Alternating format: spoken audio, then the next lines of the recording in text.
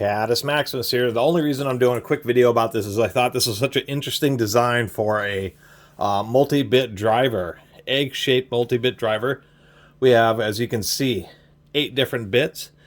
It has a light silk screening saying restoration hardware, and so this must have been like some kind of tool that came with something. I assume some type of household hardware in order to do assembly work. It does have a little provision to put a lanyard in it. What we have is a number 0 and a number 1 Phillips. They kind of flip out and are spring loaded, so not too bad. Then they have like little cutouts for you to pull the bits out. They are pretty soft.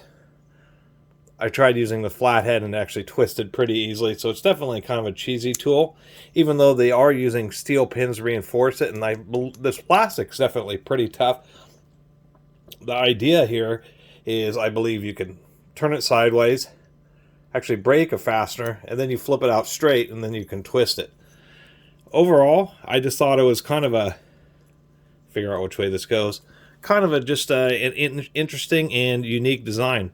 We also have a couple different size hex bits, as well as a couple different size Torx bits. So this is like a utility drawer or a junk drawer type tool that might just happen to have the right size bit that you need, and really kind of small and compact.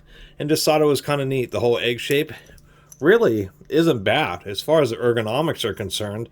An egg shape, once again, just actually works. These little indents allow you to get a pretty good, and the slots allow you to get a pretty good grip.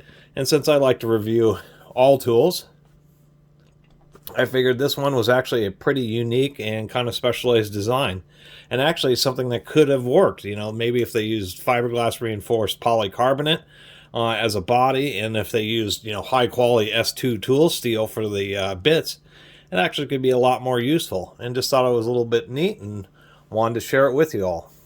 Anyway, I really appreciate everybody who's been watching and subscribing, and if you haven't subscribed, please do. Till next time, Catus Maximus out.